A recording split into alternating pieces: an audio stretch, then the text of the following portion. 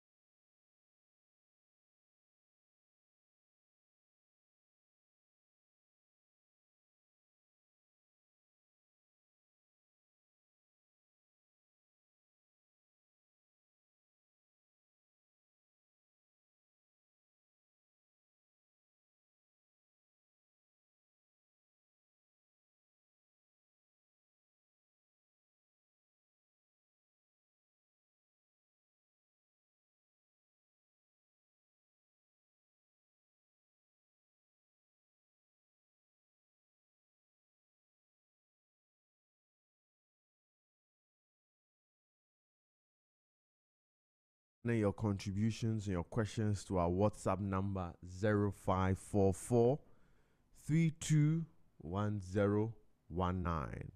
0544 321019. Or you can leave your Comments also on our social media handles on IG, Facebook, and X. That is at ZFMGH.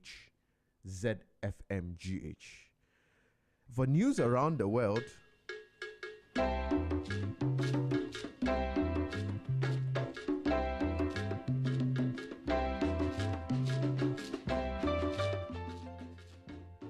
in DRC, the Ebola outbreak in the Democratic Republic of Congo has spread to a Zed province, raising fresh concerns about the rapid spread of the deadly virus.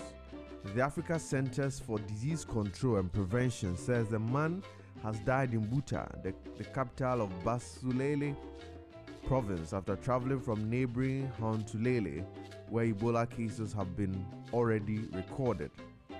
The outbreak, which was declared in May, has so far killed 2,128 people out of about 4,566 recorded cases, according to government figures. The Africa CDC Director General, Jean Kaseya, has warned that the outbreak would last more than a year and has become the largest Ebola outbreak ever recorded if it is not brought under control. The World Health Organization, WHO, says the virus is spreading faster than in any previous Ebola outbreak. Cases have now been reported in Ituri, North Kivu, South Kivu, Hautele, Tishopo, and Buselele provinces.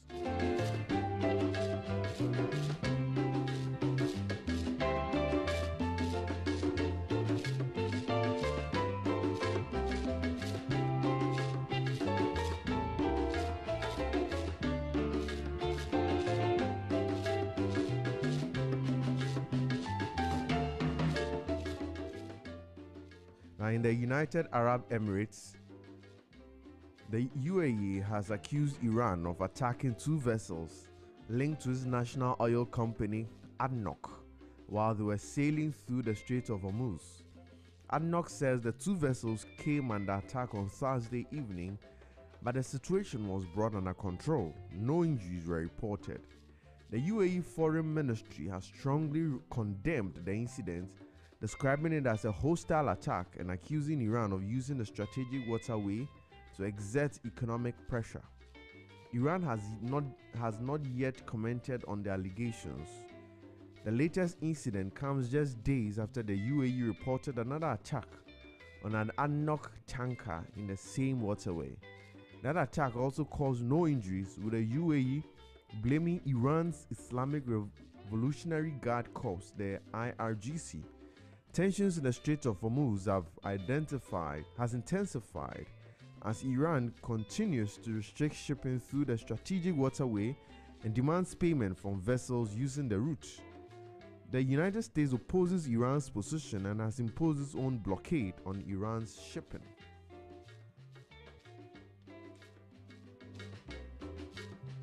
In Brazil also, Brazil has begun exploring possible retaliatory measures against the United States after Washington imposed new tariffs on Brazilian exports. The Brazilian government says the tariffs are unjustified and arbitrary, and that it will defend the country's interests through all appropriate channels.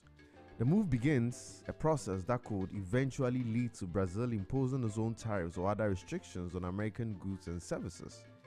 The United States has imposed a 25% surcharge on some Brazilian imports, including sugar, clothing, paper, and steel.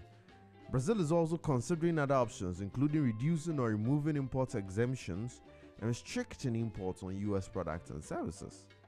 Officials have not yet decided whether to introduce retaliatory measures, and further consultations with U.S. trade authorities are expected.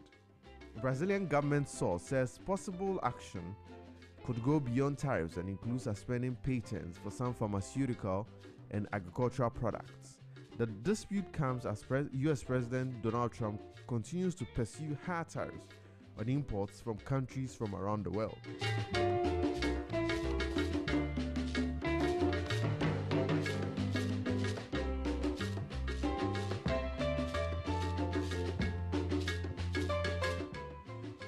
In Ghana also, the Narcotics Control Commission says an estimated 82,500 people in Ghana use drugs, with about 16,300 of them in the Ashanti region. NACOC Director General Major General Maxwell Obuba disclosed this during the International Youth Celebration in Kumasi. He says the figures, based on a 2025 study by the University of Ghana School of Public Health, covers users of substances including heroin, cocaine, tramadol, methamphetamine, but excludes cannabis, which remains the most abused drug in Ghana.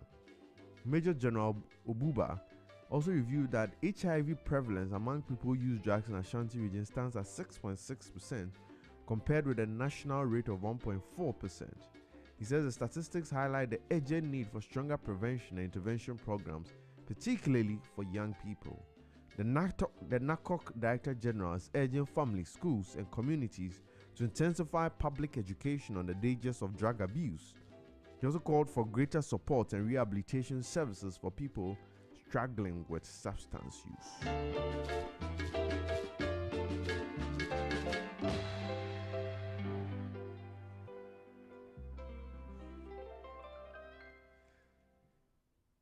Now, the Ghana Police Service says Thursday's incident at Labone in Accra was a planned robbery attempt targeting 3 banks in the area. The police say the robbery syndicate was preparing to attack GCB Bank, Ecobank, and Zenith Bank, but when security personnel intervened. The clarification follows an earlier statement indicating that an attempted robbery at the GCB Bank Labone branch had been foiled. According to the police, intelligence received around 10:45 a.m. led to the deployment of a response team who spotted suspects in 2 vehicles near the banks. The suspects reportedly attempted to flee, leading to a police chase and subsequent shootouts. One suspect, identified as Augustine Okechukwu Mazi, was arrested while 2 others were killed during the exchange of gunfire. The police recovered 2 vehicles and a blow pistol from the scene. The arrested suspect remains in custody and is assisting with investigations. The body of the deceased suspect have been deposited at the morgue for identification and autopsy. The police have commended the response team and members of the public for supporting efforts to prevent crime.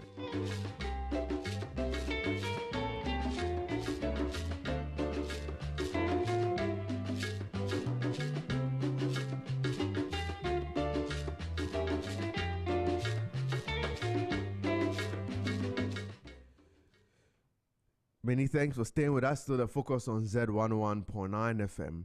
We'll take a very short breather. When we come back, as I mentioned, my guests are seated in the studio for us to have a conversation on selected constitutional reform proposals and whether indeed they are necessary for our good governance. Do not go away.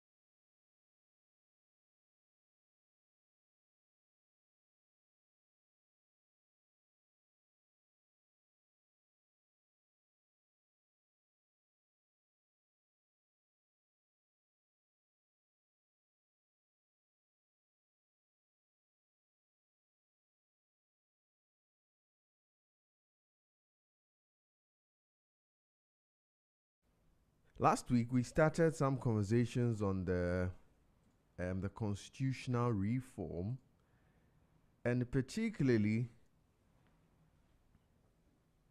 we looked at the presidential term, whether increasing the presidential term to about 5 years is going to be beneficial to our democracy.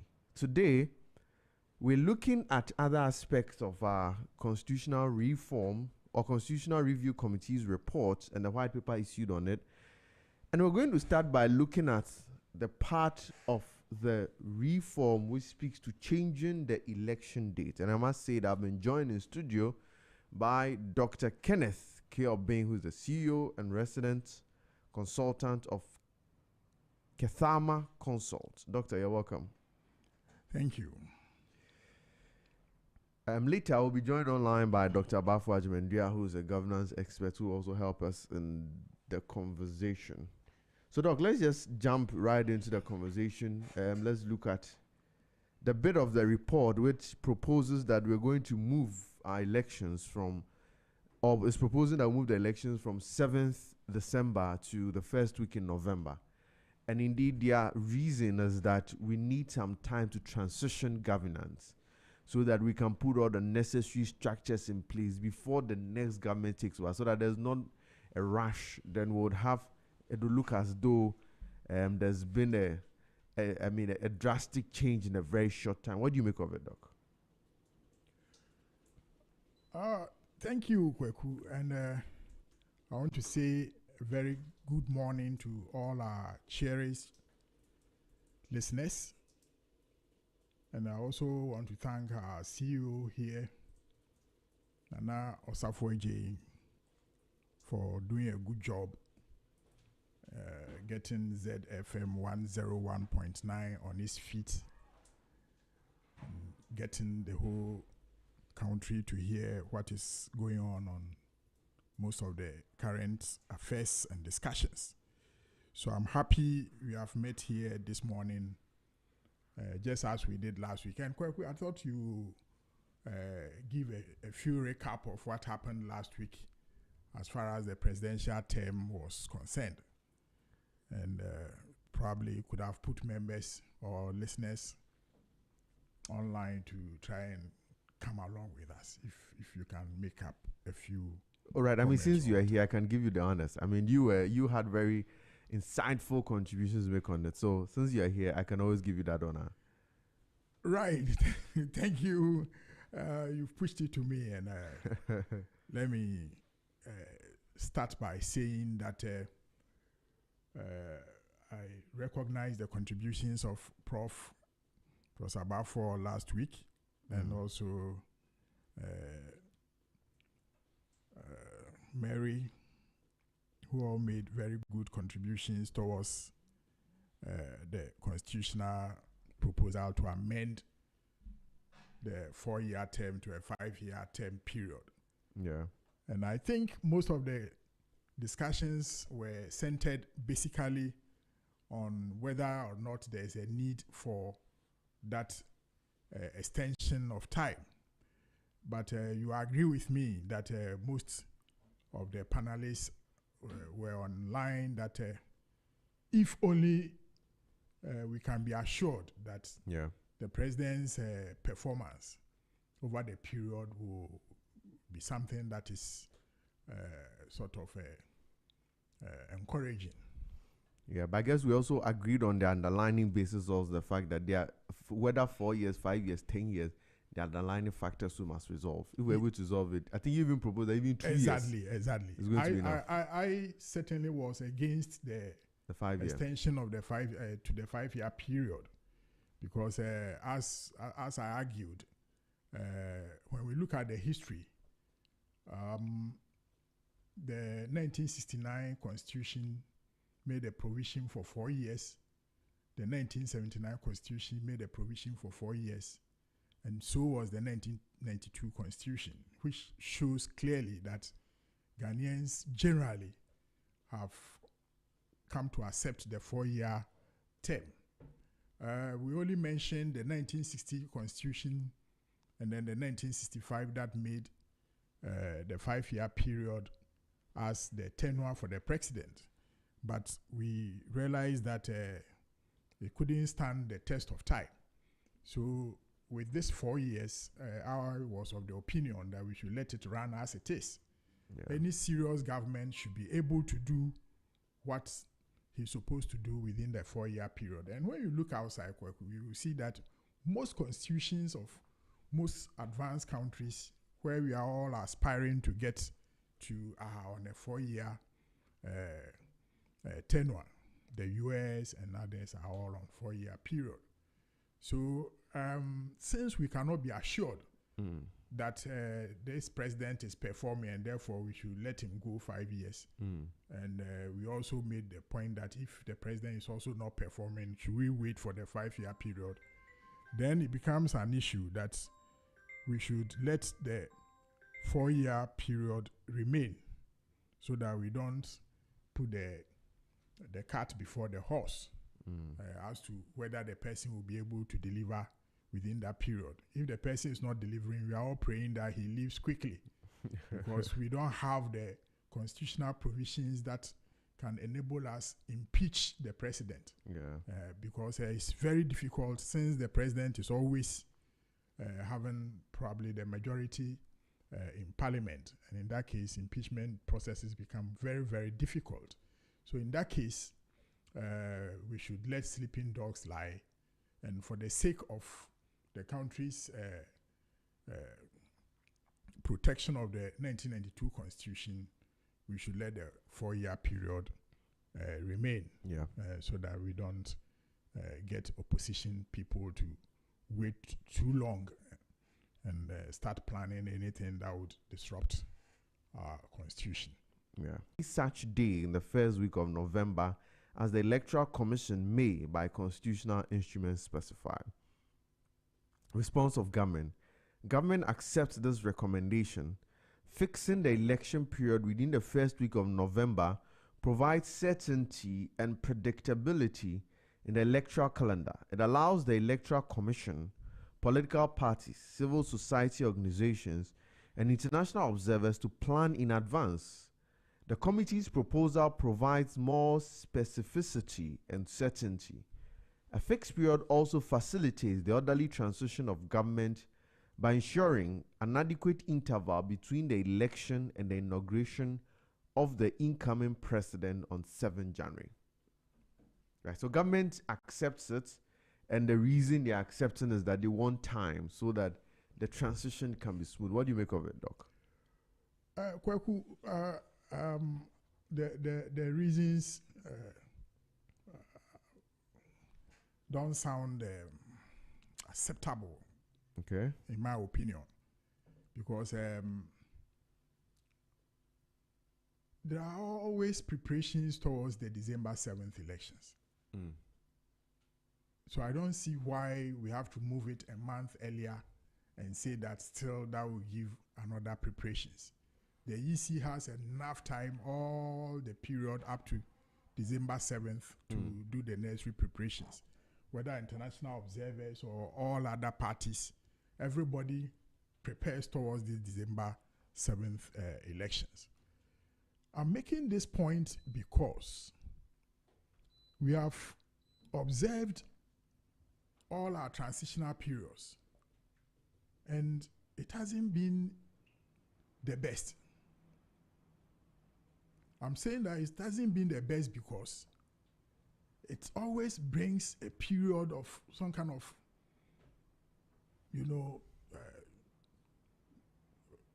some kind of misunderstanding and some kind of troubles and so on and so forth, even in that transitional period. All because a losing party doesn't cooperate with the winning party. And we have also seen that at all times the winning party is eager to take over from the losing party. And we have also seen that it is during this period that the losing party begins to do all manner of things. So making appointments and others that will go and hang on the neck of the incoming president and his party. We have the transitional teams during the period. And you have seen that always there's not that cooperation. People have campaigned on so many issues, including corruption and other issues that have come up. So anytime there's that transitional period, there's that kind of tension within the system. And the fact that that is the time that the losing party makes all manner of appointments and so forth. So why do we want to extend that period is my question. Why at all do we want to extend that period? And I made mention of the handing over processes last time. That, and I think I was supported by Professor Bafo on the issue that, look, we don't normally have a waiting government. Yeah. We elect people into positions before they start planning who will be this, who will be that. But when you look at most of the advanced democracies, they always have more or less a waiting government. And at any time that there's a change, we made mention that UK for the past 5 years or so have had about 3 or 4 transitions in government. Yeah. And they have survived the period. So what at all do we want to hand over during this trouble period that we have to extend it by another 1 month and create more tension in the country? So for government accepting that, I was wondering whether the opposition really also supports that. Because if there is any transitional period, we all know what happens. So in my opinion, we should let that same 1 month period remain. When it remains, it prepares government that is coming in, to do all the necessary background arrangements before they even are elected. But you don't wait till you are elected before you think about forming a government. And the transitional period should always be such a way that any government that is in progress should be able to prepare for itself whether it is going to win the election or not. Handing over notes should be done prior ahead by the existing government before the election. But we always want to create the impression that, well, we are in power and we are likely to win again. And therefore, we don't prepare ourselves to hand over if we lose. And if we have that system on our mind that we know we are going to win and therefore there's no need for handing over, then when you lose, you expect that we give you 2 months or additional time before you prepare your handing over news. It's going to be chaos. Doc, let's think of the transitional period also from this angle. Usually for every election, there are issues. Yeah. There are issues of challenging the results. Yes. We've seen election petitions, that's both at the presidential and at the parliamentary. You have seen that in our country, it's quite hard when a person is declared as the candidate or the person who assumes work. It's quite hard pulling the person off. Yeah. For different reasons, for cultural purposes, cultural reasons, social-cultural reasons, and what have you. In a Constitutional Review Committee, in their report, they recommended to government that, especially for the presidential election petitions, the system should be changed. That immediately after an election, any citizen should be able to petition for a presidential election if he has evidence within 14 days, and the matter should be determined within 30 days. Now, if you do the calculation, let's say we have elections, let's say even on the 10th of November, until 10 plus 4 will be 24. Until the 24th of November, the petition would have been instituted if they so wish.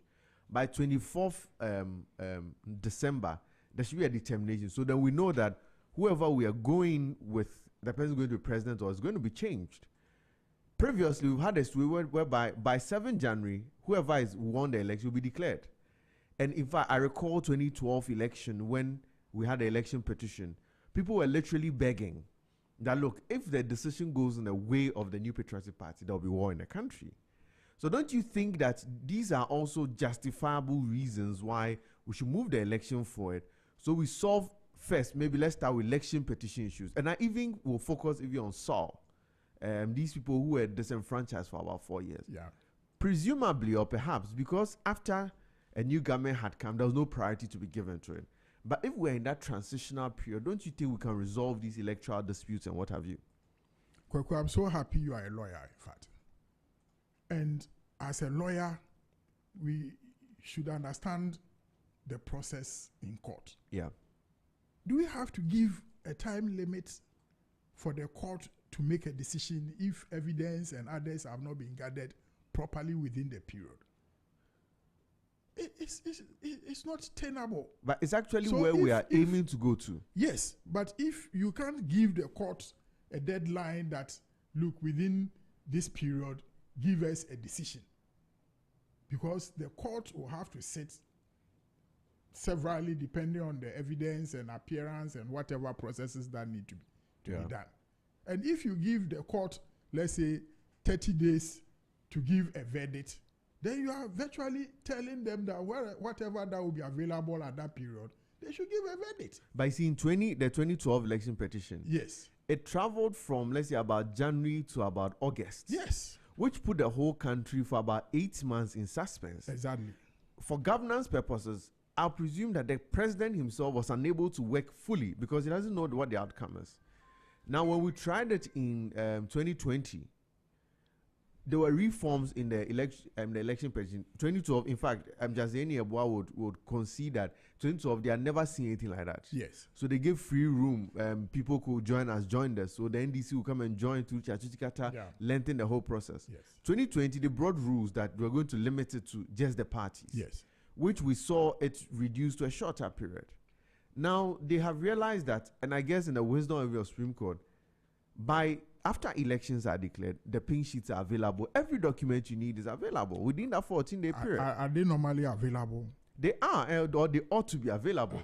And in fact, so I'm happy you are in the 2020 election, yes, there's a procedure in our law called discoveries, where the court can even make an order that, let's say, if we realize that the documents are with you, the court can compel you to bring those documents. Yeah. So within that 30-day framework, even if we don't meet the 30-day mark, and we're even within a 40-day period, I think it's justified. Because other than that, we'll have a story whereby 2 years election petition, and rightfully you mentioned, with how litigation goes, you can agree with me that we can litigate this for 4 years. In fact, it happened with the Ayers West Wogon, I think 2000 election or so. Yes, the 2000 election. They litigated, so the end of the period, that's when they declared that, is it Mr. Amo? He had won the election. Amo, yes. But then now there's nothing he could have done.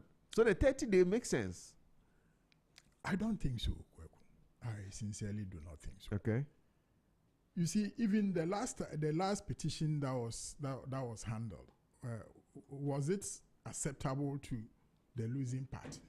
But for any judgment, the losing party is not happy. Exactly. Even the 2012 election. But you can see, even with the lens of someone who is not a lawyer, that the procedures were skewed in one way or the other.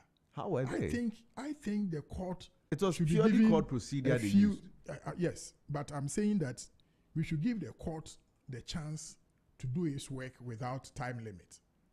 But that's where the problem comes in. With all our litigation problems, this is the problem. Yes, but I'm saying this because the court should not be given ultimatum that, look, do this within a 30-day period. As to whether they will be able to do it or not, they will be constitutionally bound. And that is where I have a challenge. The court should be given a free way for them to do their job as to how it will satisfy all the parties that are involved. And therefore, we should rather put in structures that would make elections fair and acceptable, free and free from fear. These are issues that would make the elections transparent. And when elections are made more transparent, it becomes difficult for someone to say, I do not accept. So, in my mind, giving a cap to the period and saying that we are bringing it forward, if you were even the sitting president who has lost and the issue has gone to court, or who has won, and the issue has gone to court, the opposition is, petitioning the elections. If you were the one sitting there, will it be easy for you to, accept a situation where the court within 30 days will be able to mobilize all the materials and resources to be able to determine that, yes, the sitting president really lost without interfering in one way or the other? We have seen the way things are done in this country. Let's make sure that we are able to put in structures. The Electoral Commission should be transparent. Elections should be transparent. Everything should be done as to make sure that the results will be acceptable by all the parties. Which is almost impossible. It is. Because 2012 election precision, they had about 8 months. Possible. The president, the then candidate, Nanado, yes, he clearly stated that they are not happy, but he's just only going to do that because at that time, you agree with me that there's a lot of tension in the country. Yes. That National Peace Council also, they had to go around sensitizing people that look, whichever way it goes. Yeah. Because if Nanado had not made that speech, maybe it would have gone a different. So either way, no matter, nobody litigates and is happy when he loses. Kweku, you saw all that happened in that elections. Yes. And the ordinary person or the ordinary Ghanaian can tell you that there were a number of irregularities by the Electoral Commission. Yeah. And even these previous elections we had, plus even the 2020 elections, you could see clearly that the Electoral Commission could not give us the kind of transparency and then that free and fair elections that we have had. So all that I'm saying is that, look, we should be able to have an Electoral Commission that is not partisan. Yeah. That can give us a free and fair elections. If we are able to do that, the petition is not an issue. And therefore, you don't need to go and hold the hands of the judiciary and say that confirm whatever happened within the period of 1 month or 1.5 months or whatever, so that we can go ahead with the transition. So I'm saying that, look, don't let us tie the hands of the judiciary. But I even just checked online yes, to see other countries, and it looks like almost every other country, for the election period, there are time limits. Nigeria, which has a population of more than 3 or 4 times Ghana, even they have a 3-month time limit. That immediately the action is initiated within 180 days. So that will be 6 months. Yeah, 6 months rather. Yes. But look at Nigeria's size, and they are also a federal government. They are not a unitary government like us. So if they have 6 months, then for us of a country of just about 30 million with just a unitary government, 30 days should be enough. No, Kweku. At all. Let's give the judiciary time to do its work. That will be acceptable by all the parties. We shouldn't limit them to either 2 months or 3 months or whatever. And even if we want to cap the period, if you take the Nigeria one, which is 6 months, it looks very fair. And when you take this other country, I think it's Cote d'Ivoire or something, they also have, 6 months also to determine the same period, even though it's also a smaller country, just like ours. Yeah. And the previous one we did, which took about 6 months or 5 months or something? Yeah, also looks reasonable, even though that time there was no cap period. But I think. So then possibly what you rather want is that the 30-day period is a smaller period. Yes. So maybe let's say if it was short increased period to 60 days, you'll be okay? If it's 60 days, then you don't need the transition period to be reversed to the November that we are talking about. No, if it's 60 days, it means that if let's say we have it on 7th, we'll need even 60 days. Yeah, it's going to exceed. You see, the court needs to examine a whole lot of evidences and others, so that we don't stress our judges to a limit that they even had to sit overnight and so on and so forth, which is not the best to the country. Yeah, I'm saying that let's put in structures. The Electoral Commission should be able to do a clean job, such a way that even if there's a margin of error, it's not something that will be significant for somebody to jump to the court. So, to me, extending it from December to November, I'm looking at the practicality of what happens within the period.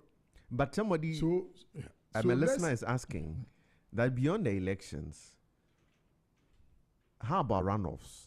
So that so let's say even if the presidential candidate does not make the 50+1, we'll have to organize a runoff. Yeah. In times past, it's just a very short time. There's a lot of pressure. Yeah. They miss a whole lot of things. So once moving it to November also give enough time for runoffs. Kweku, we have done runoff in this country before. Yeah.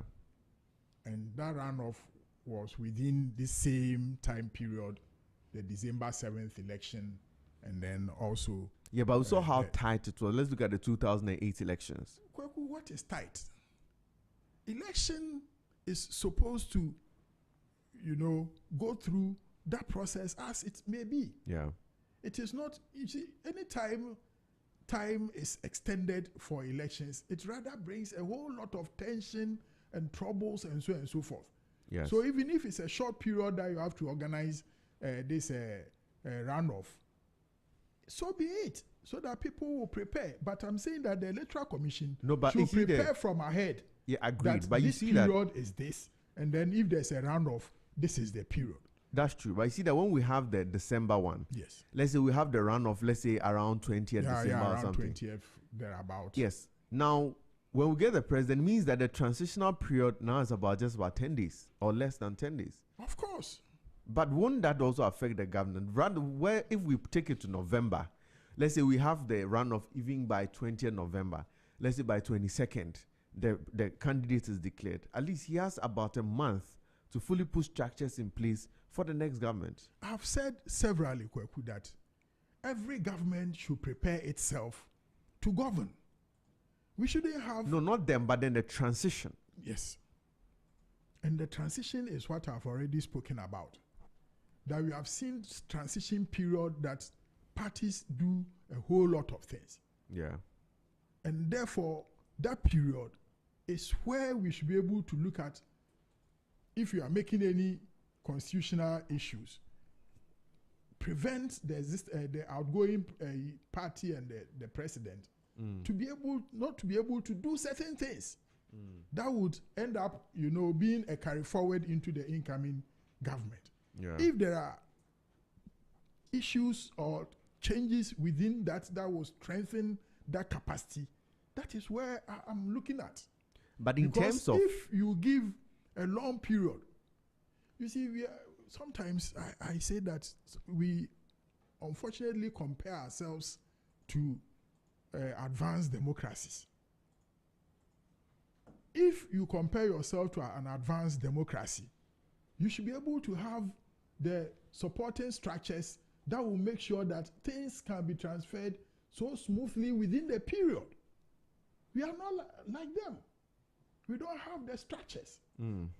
Here we are. If something was to be changed in this constitution, Kweku, I would have recommended that we look at the transitional provisions that exist in the constitution. But in fact, if you have a situation where a president is not accountable for his duties until about 5-year period and so forth, which are enshrined in the constitution, how do you hold the person accountable when you have given him a long period to transition, where there are no structures to guide the issues or the things that he will be doing within that transitional period? But as part of the CRC report, yes, they actually recommended for amendments on the transitional period. Yes.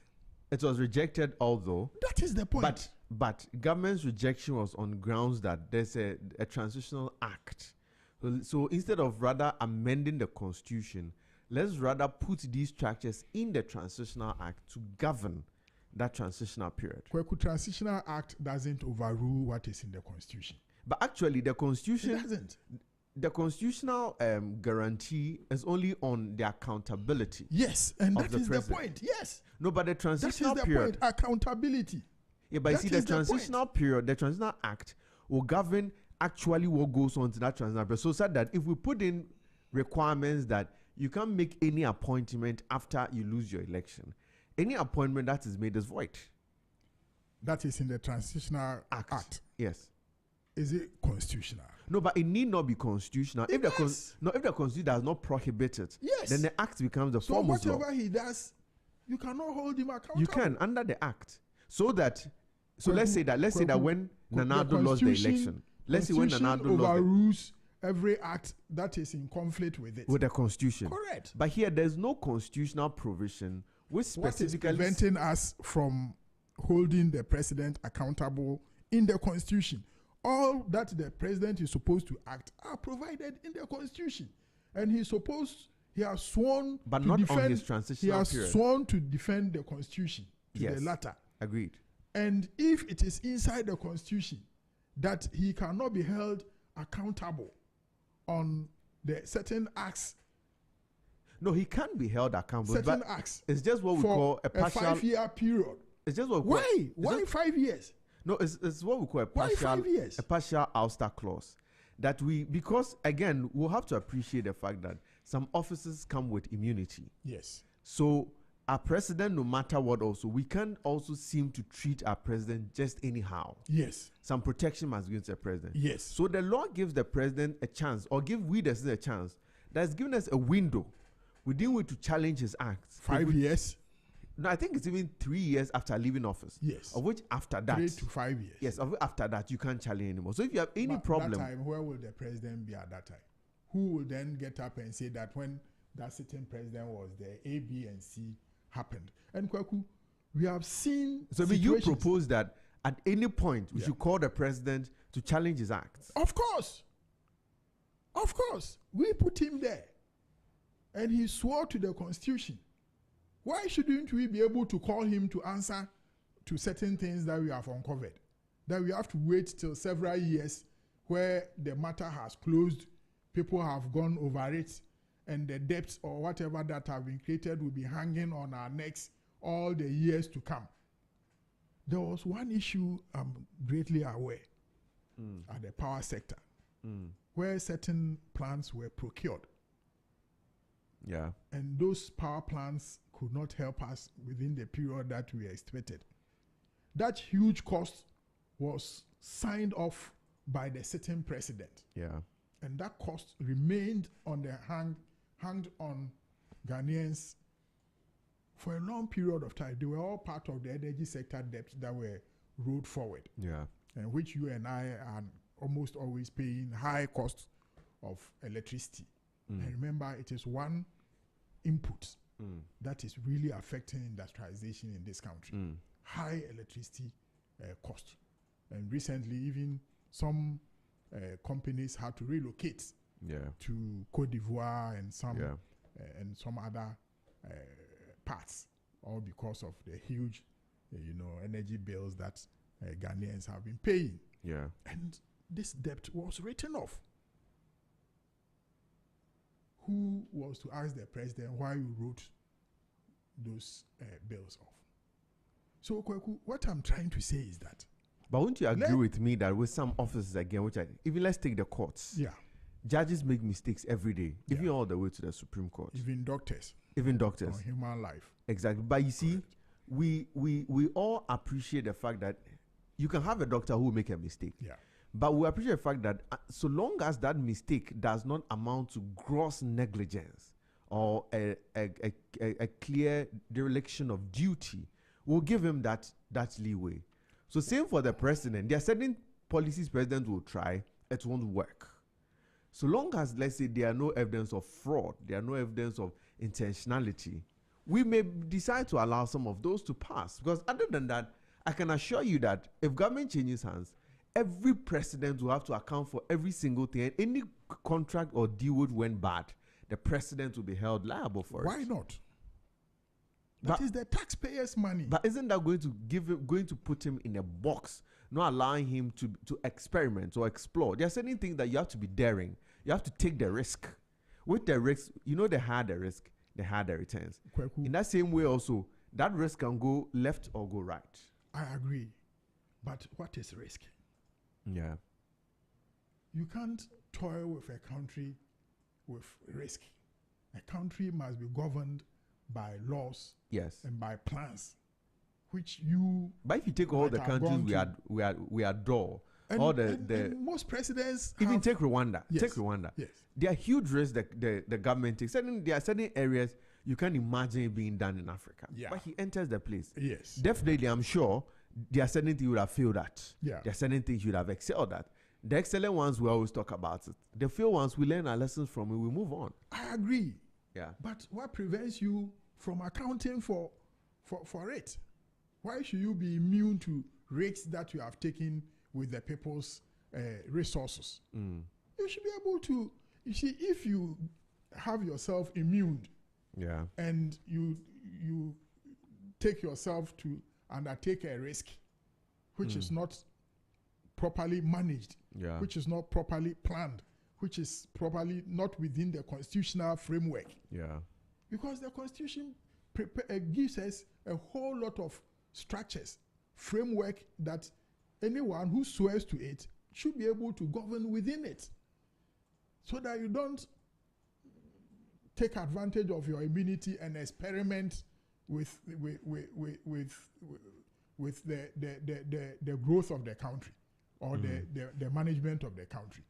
So the point I'm trying to make is that let's not give so long a room for a losing party to, continue to be in power in the name of transitional difficulties or transitional challenges. We need to plan well within the transition. You have lost. If you have lost, pack your bag and leave, so that another party. But it's not that simple. It should be. That is, you prepare for either you are winning or you are losing.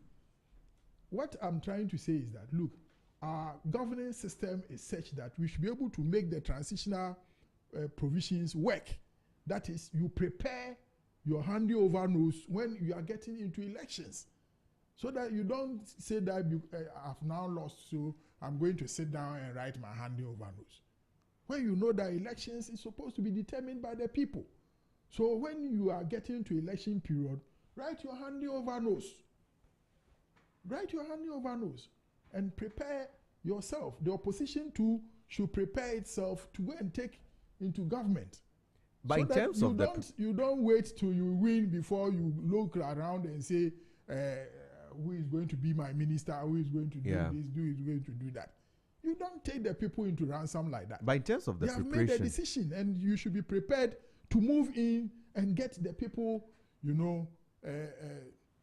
out of the anxiousness that are gone into the elections, and then get the country moving forward. That's true, but you see, there's that which we prepare on paper and that on the ground.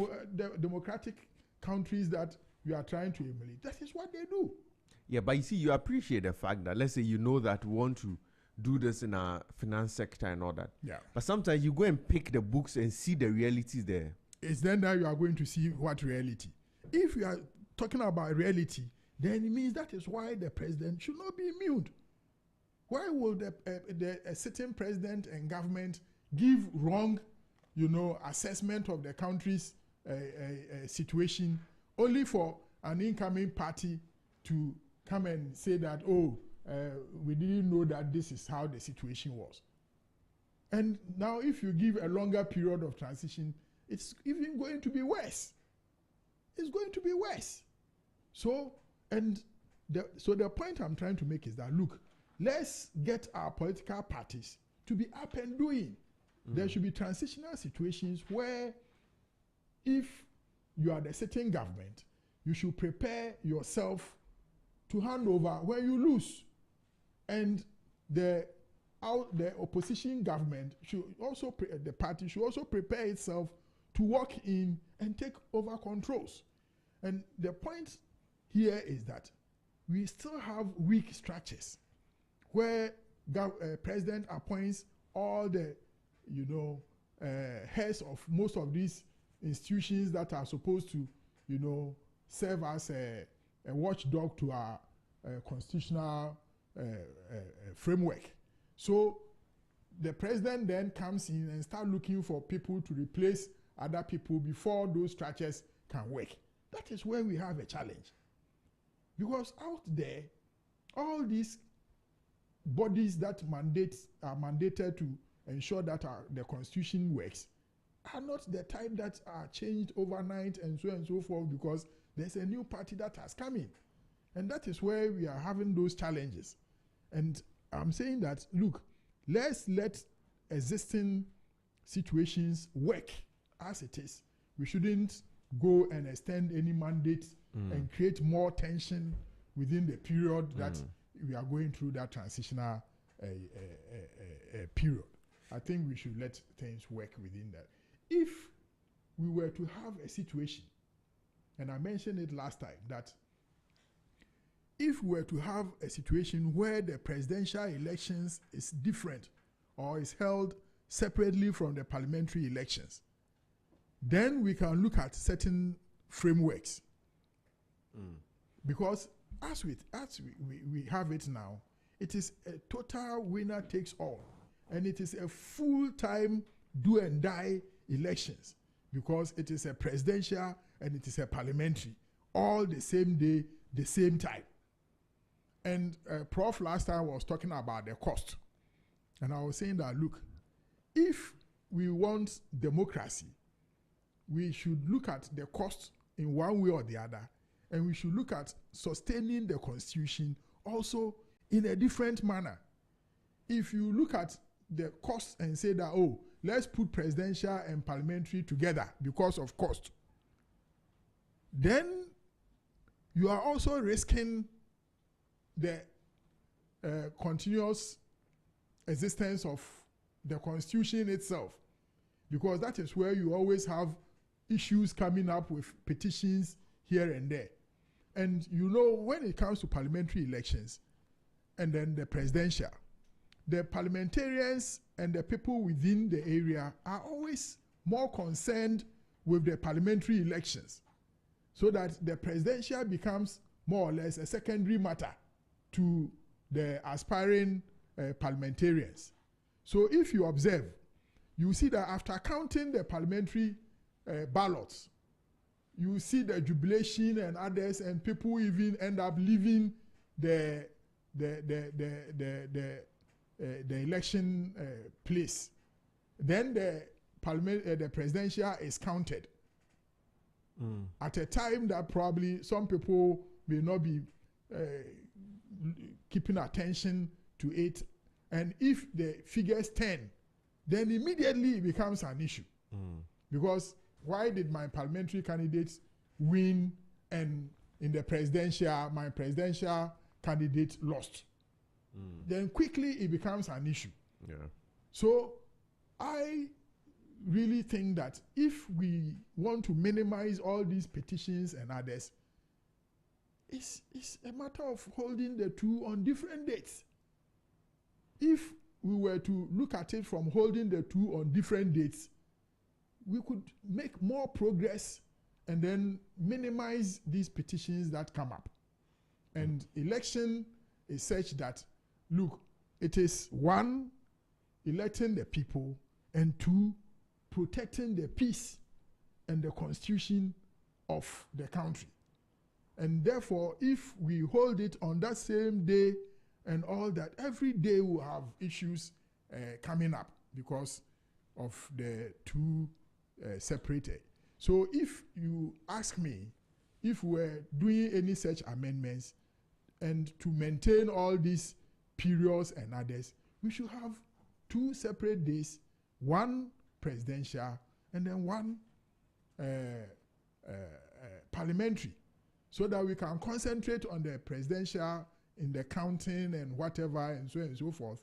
Then we concentrate on the parliamentarians, also their elections, and count them, and there's going to be a very big peace.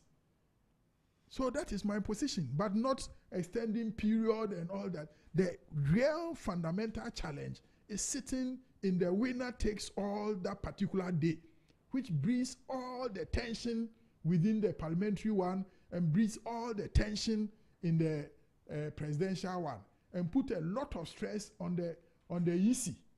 So if we were to have the presidential parliamentary maybe 2 days ahead or 1 week ahead, and then the presidential is also ahead, we'll have minimum issues. In fact, minimum. And the Electoral Commission will also have, the capacity to be able to manage the two separate. You spoke about Nigeria, and Nigeria has the federal system. Yeah. The federal elections is held separately, and then the presidential is also held separately. So how often do we hear such petitions coming up in Nigeria? So why do we put all our eggs in one basket that same day, and at the end of the day, if there are a few changes here and there, especially my parliamentary candidate won in Sujaman, for instance, but my presidential candidate lost at that place. So how? Immediately it calls for some kind of investigation and petition and here and there. So if we can rather break the presidential, which you have done it before, you remember? Yeah. You do the presidential, and then you do the parliamentary, then you do the presidential.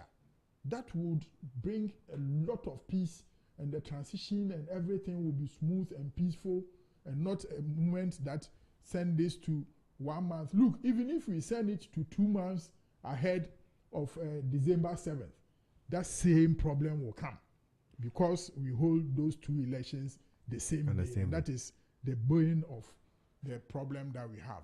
Interestingly, I've been joined online by Professor Bafwa Jimendria.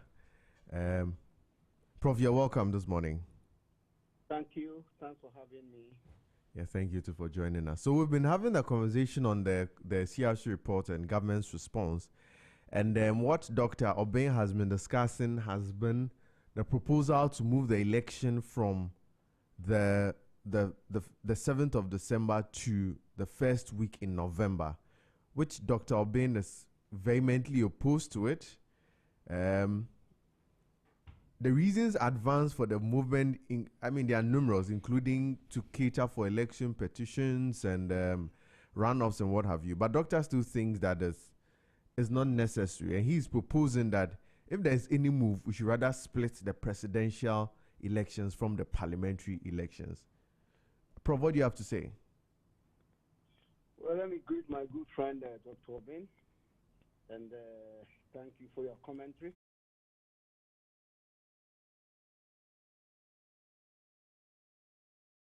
Bit backward in the sense that we used to have a separate, we had a separate elections as we suggesting for the first election of 1992.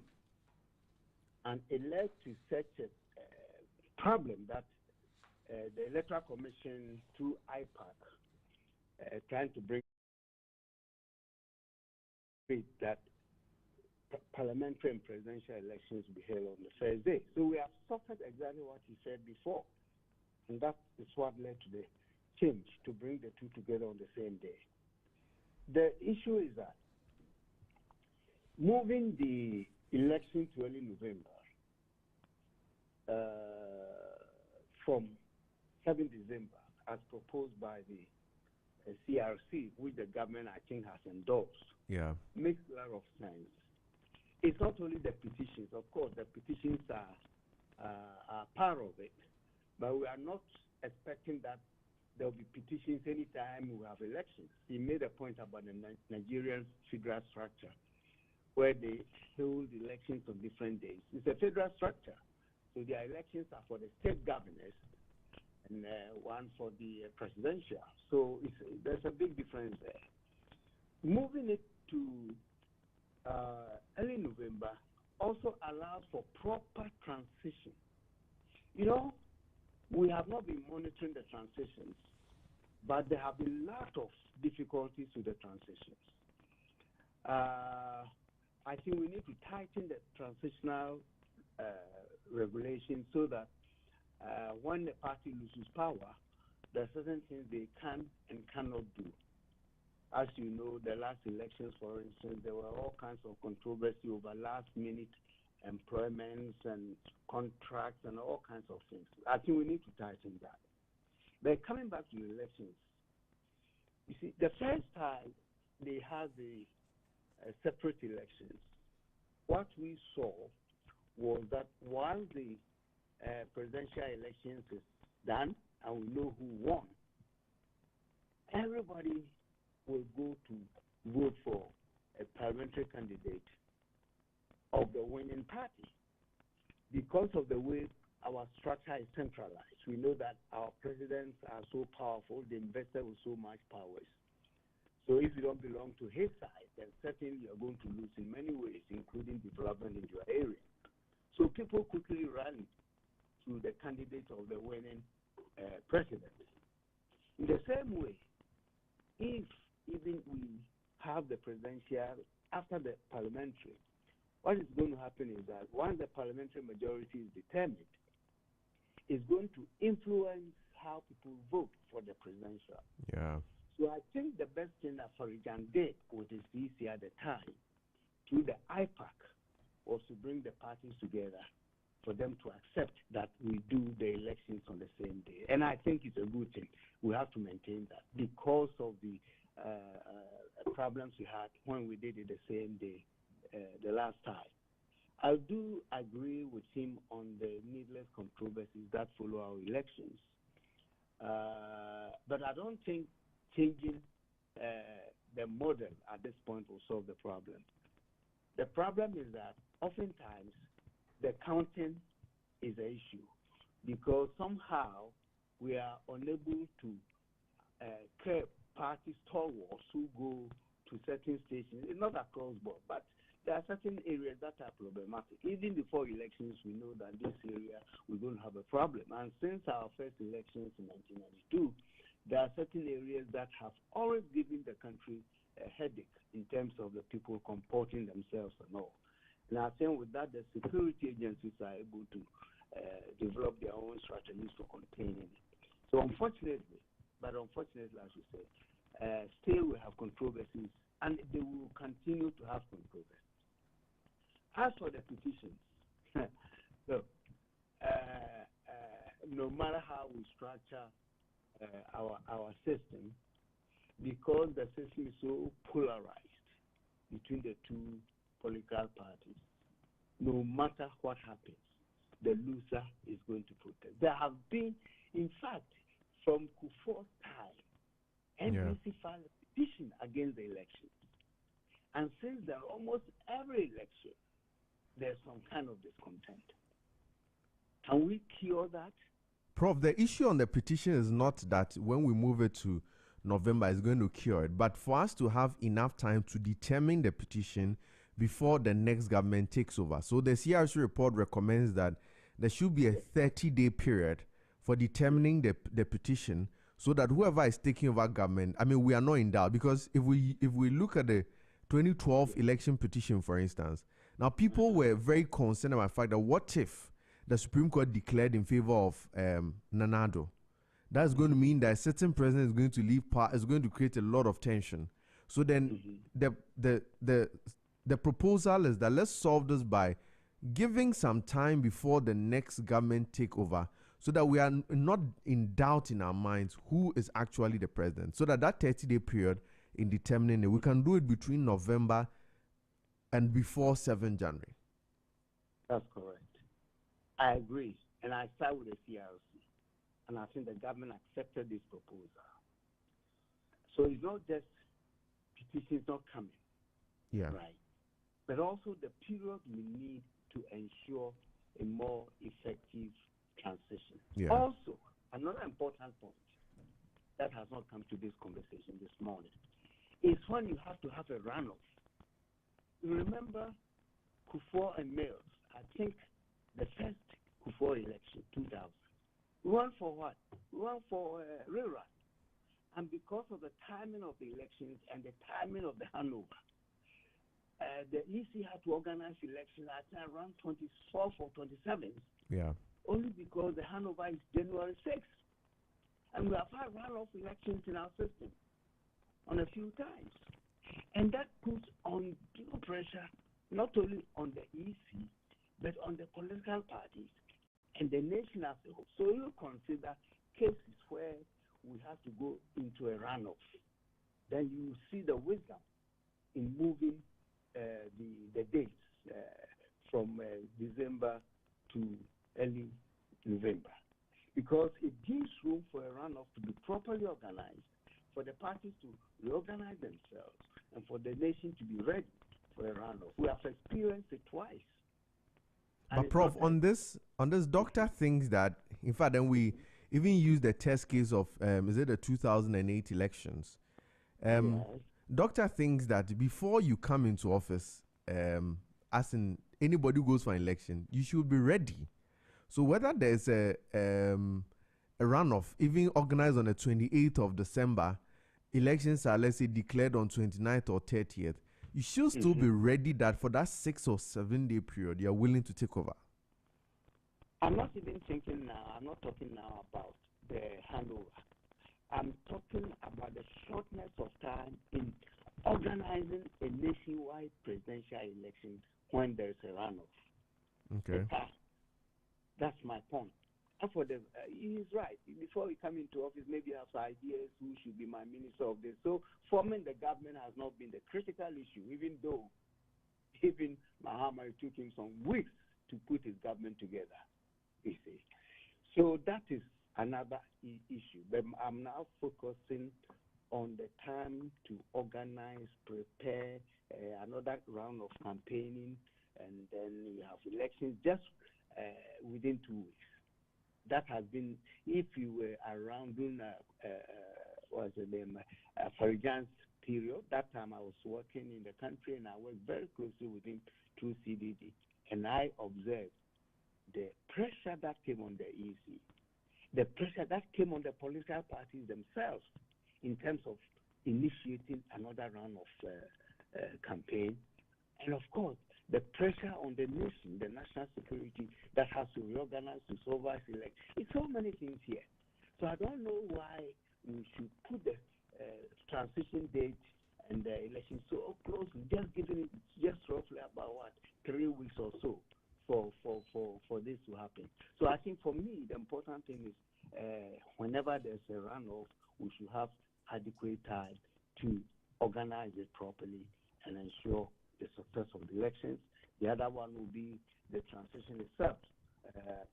Those candidate may have his own government cabinet members in mind, but between elections and the actual appointment, I can tell you so many things happen. People who were earmarked for certain positions may not be appointed at all. So while it is true that you have a sense of how you are going to form your government, I'm also saying that oftentimes there's more to it than simply that.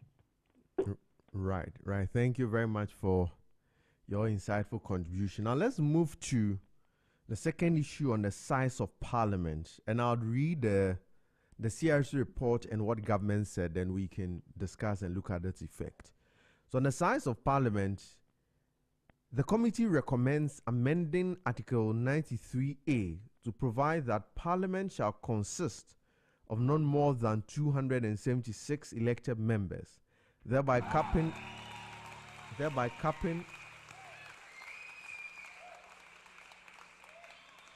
Hello.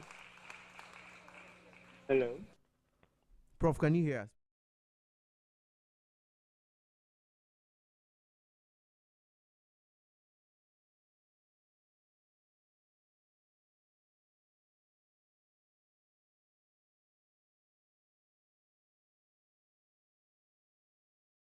Reviewing the division of the country into constituencies after a consensus applies such criteria, rules, and methodology, including appropriate deviations from the population quota, as shall be prescribed in relevant legislation to ensure fair representation and prevent gross malapportionment among the constituencies.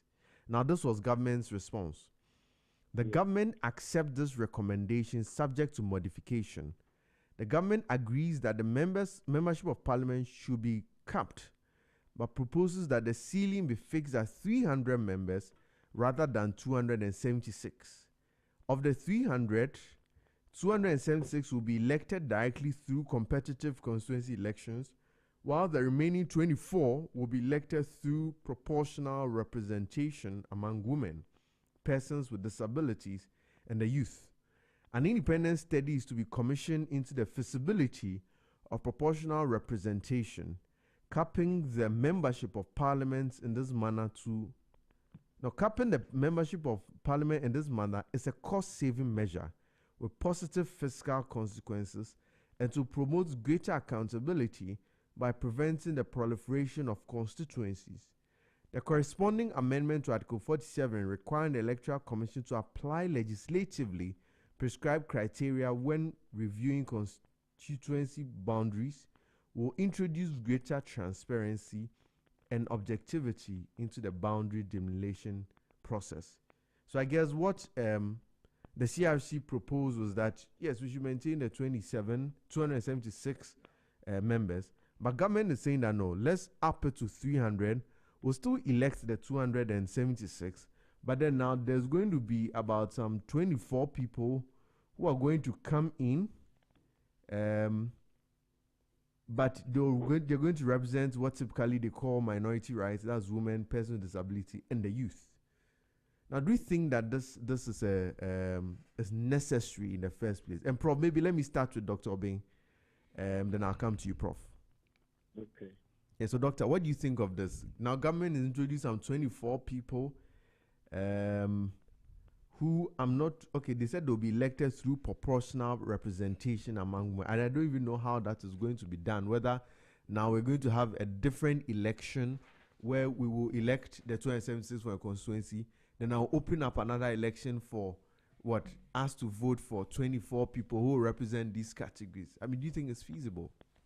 They've stated they'll do a study anyway. But then, I mean, off the top of your head, what do you think, Doctor? Thank you, Kwaku.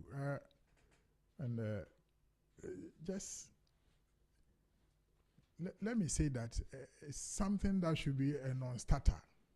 In fact, it's something that we shouldn't even venture into it to create more chaos in our democratic dispensation. But there's been concerns also of our parliament not representing even women. I mean, I'm not sure of the statistics currently, but I think the women represent just a very small fraction. And so maybe this is as they call, a positive measure to deliberately introduce women and the youth. In fact, I think last week we had a conversation about what today the youth can do. But then now, if I'm to stand for election, if I remember, the statistics show that for a parliamentary election, you may need about $1 million. And a person who is about 30, 35, who is now struggling to make some money, but has good ideas and leadership, shouldn't this be, a good way? Yeah, Kwaku, sometimes I just ask myself why,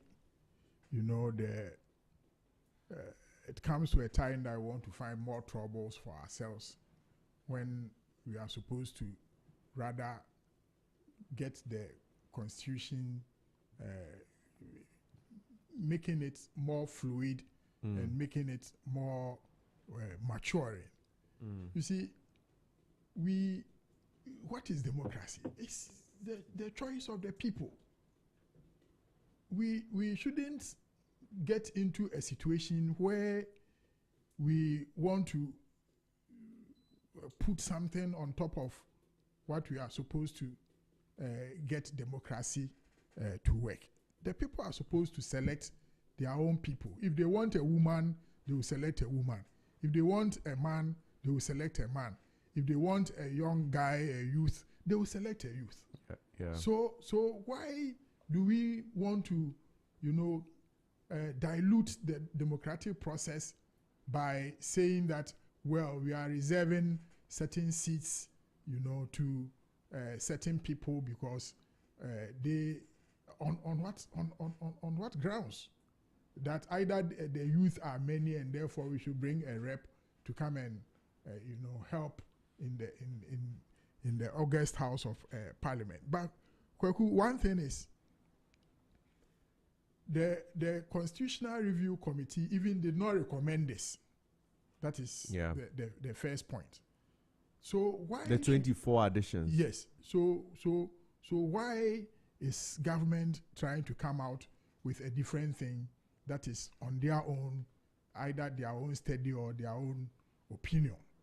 But government also, as an institution of policy, also, this is starting a policy for bringing in, because we've been talking about those women being underrepresented for a very long time. So isn't this a positive measure? I mean, government is just laying that policy for us to have a framework where we can have women, more women in parliament. Because, I say this because there's been some laws, I'm going to the specific of it, where to this day, since about 1992, the bill has been in parliament, but it hasn't moved an inch because then the men feel that these laws go against their interests. I'm not sure it's because you go against the interest of men. I think we should have people who prepare themselves to hold political positions. That is one point. It's not just a matter of making up numbers that bring these people for them to come and be part of parliament or a democratic process. We don't do it like that, because democracy means the people should elect their own reps. If you have challenges as to people using money and others to influence the people, those are some of the measures that need to be addressed and properly, so handled, but not to carve in a situation where you have to go and select, or you have to go and, when you talk about disability, what are we talking about? We have so many types of disabilities. How are you going to select those people in one way or the other to elect, for them to elect somebody? There's a Disability Act which defines their scope. Yes, but we have a cross section of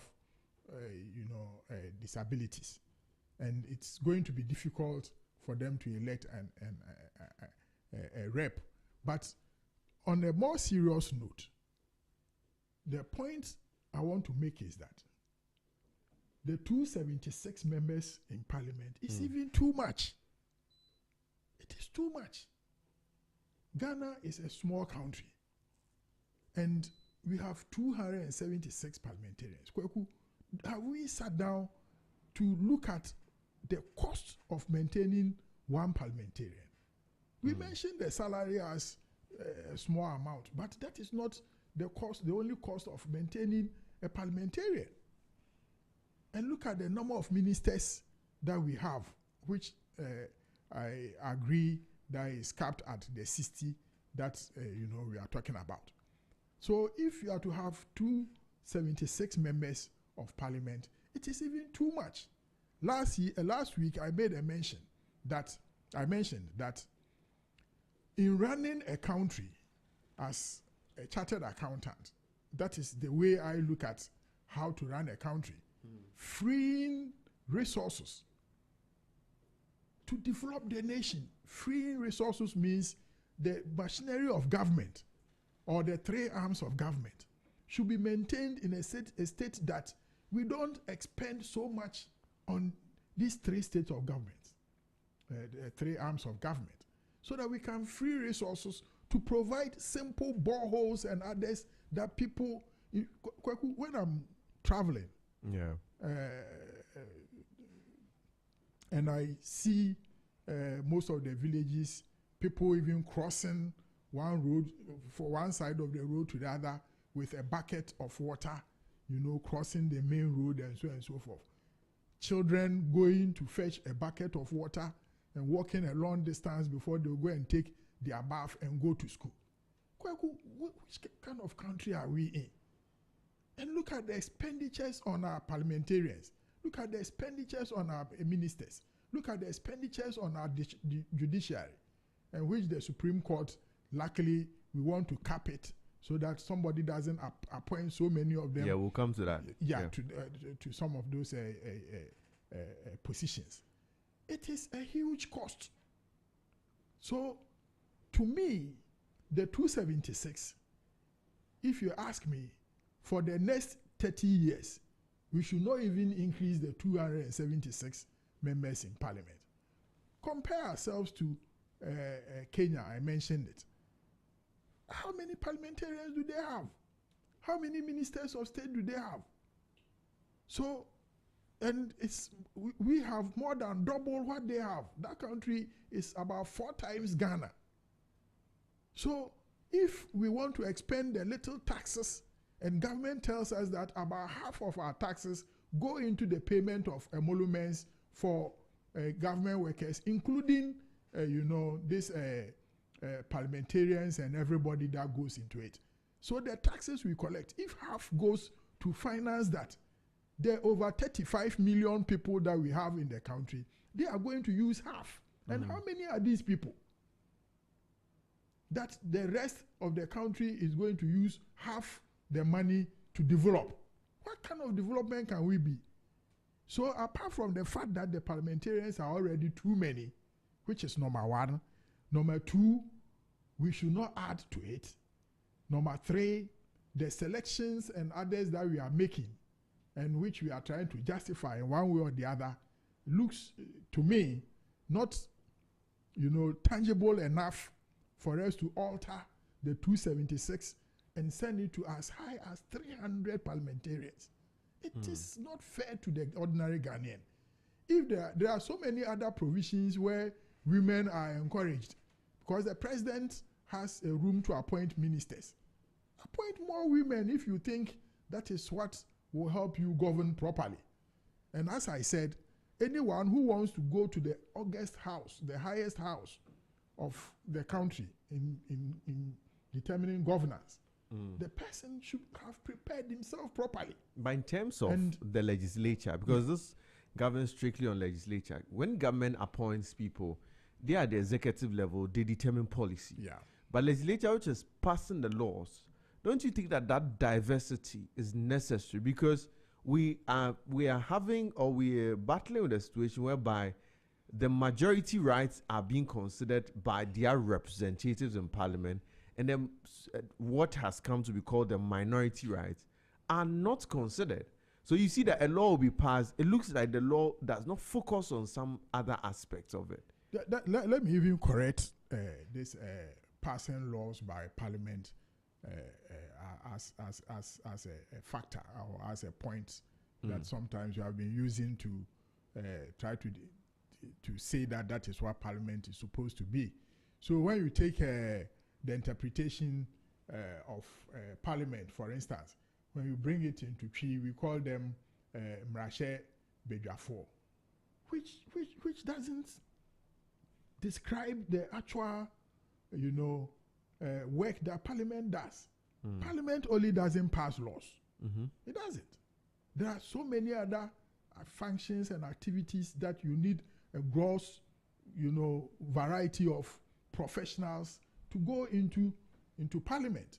But because we have called it Mrashe Bedwamuno, seem to suggest that it is those, maybe it's even lawyers who should be made to go to parliament, which is not the point. So if you ask me that how do we describe parliament, it is more of how the state is governed. How the state is governed. It should be the work of parliament. And yet, parliament. But we're giving them too much. Because the law itself reserves some matters which must be taken together. Some government business must be taken to parliament for a deliberation. Yes, agreed. But when it comes to accountability, security, and budgeting, and so forth, are part of the functions of parliament. And I'm saying that there are so many other channels that are also provided for all these other parties that we are talking about to make their presentations into our inputs into parliamentary work, not necessarily physical representation. So when we talk about disabled people, youth, and all that, there are so many channels that they can have all these, their grievances channeled into parliament for parliament to work on it, but not necessarily physical presence. And even when you look at the fact that government says they are deliberating on how to do it, even shows clearly that there are no clear defined ways that they can easily get reps into adding up. And we are talking about adding as many as 24. And it's proportional. As for how proportional it's going to be is something that is even debatable. So I'm saying that we should maintain the 276 as even recommended by the review committee. The increase is not necessary. It's going to add up the cost of running our democratic systems. it's not going to free up resources to, provide basic amenities for the over 35 million people that we are in this country, who are already suffering and overburdened by about half the revenue that is collected, serving only our democratic structures, while the people are languishing in poverty and, lack of simple amenities. These are all causing all sorts of brain drain, and then also causing urban rural drifts. This time when you go to the villages, you don't have any suitable, skilled personnel manning our district assemblies and so on and so forth. Even when you talk about agric these days, you don't have the youth, participating in all these kind of economic ventures. Yeah. So I'm saying that there are already ways that they can channel their grievances into parliament, without that physical presence that is going to exert all kind of troubles for our democratic systems. Okay, so you, in essence, do not agree? At all, in fact. Okay, let me turn to Prof. I'm here. Yes, Prof. So on this suggestion of increasing Parliament's representation to 300 by government, so that we'll have about 24 people who represent specific interests like women, the youth, and the persons living with disability. Do you think it's a step in the right direction? Yeah. Let me say that on this point, I am 100% in agreement with my good friend, Dr. Obin. And he said a lot, and I agree with him totally. First of all, he talked about the cost of government or governance. You see, it seems like in this country, whenever government faces a challenge, the first recourse is to create an institution and have more people. Look at the anti-corruption agenda and how many state institutions have been created. The last one being the Office of Special Prosecution. And has that really made a difference in the fight against corruption? I'm not sure about that. So, coming back to the issue, 276 elected people for 32 or so million people is simply too much. Now you see also that by the Constitution, every 10 years that you have a census, EC is supposed to redesign the electoral areas. So that if you look at the rate of population increase, which is about 2.5%, it means in about 30, 40 years, we can have about 400 parliamentarians. And if you look at other countries with bigger population sizes, we're going to be way overboard. So the idea is not to create more seats. I can sympathize with the government's idea of affirming quote-unquote minorities, what you call the affirmative action. Yeah. I think that's what this proposal for 24 people, additional parliamentarians through what they call proportional representation is all about. But as Dr. Ben has already indicated, there are other ways of engaging citizens in the political processes. Because first of all, like you said, we don't even know how you're going to determine these so-called proportional representatives. And I can bet you it's going to be given to government, just like the Council of State. Some are elected, many others are appointed by the president. So in the end, every Council of State tends to rubber stamp, even though they may disagree in private over certain issues. But generally, they tend to rubber stamp the president's desires. Okay? So this 24 additional thing they're talking about is completely needless. Why should I say so? What we should be looking at, first of all, let me say, under President Atamils, we got ministers, deputies and ministers and other high-ranking people who were below 30 years. It wasn't through proportional representation at the parliament. All these gentlemen who are in power today, having ministerial appointments, when they entered politics, they were in their late 20s and early 30s. and yet they were made ministers. So this idea about youth, let's be careful, okay? And I think the proper machinery to promote youth involvement is the political parties. For instance, the parties can decide, or they should be made to agree that certain seats in certain constituencies, or wherever they determine it, should be reserved for minority groups, so that in that constituency there should be only women who are vetted to stand for election. So whoever wins becomes a woman. That's an ingenious way of increasing women representation, but not for government or the ruling party to decide who becomes proportionally represented in parliament.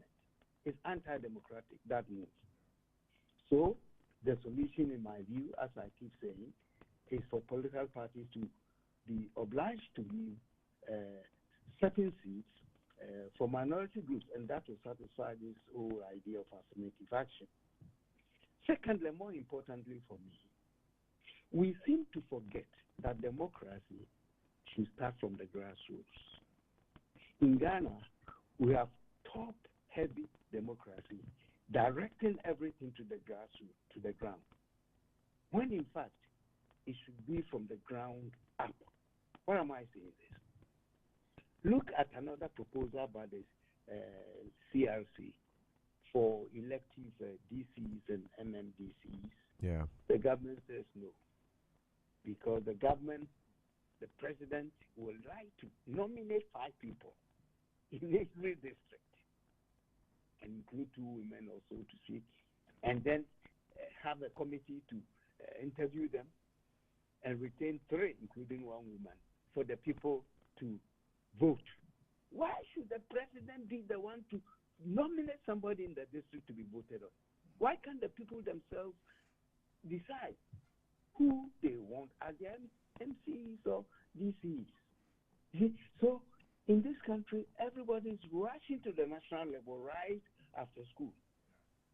Rushing to the national level. And the local government structure we have is just an appendage of the Ministry of Local Government, which of course is constituted by the president. And if we're to be serious with grassroots democracy, then all these issues you're talking about may not be necessary, because at the basement, at the grassroots, people have been politically active, electing those they want, and from there they can graduate to the national level. So this is another way of ensuring full participation at the grassroots, at the district level. Women, people with disabilities, and others can all be captured to be actively engaged in what is necessary. Because what is important in a democracy is for the people themselves to rule themselves. And you do it best at the local level, where people themselves elect their people, determine their development agenda, pursue that with the support of the central government. Since the central government controls most of the resources in the country, through the district district assembly common fund, which can be adjusted upwards to release more resources to the districts to run their affairs, and no.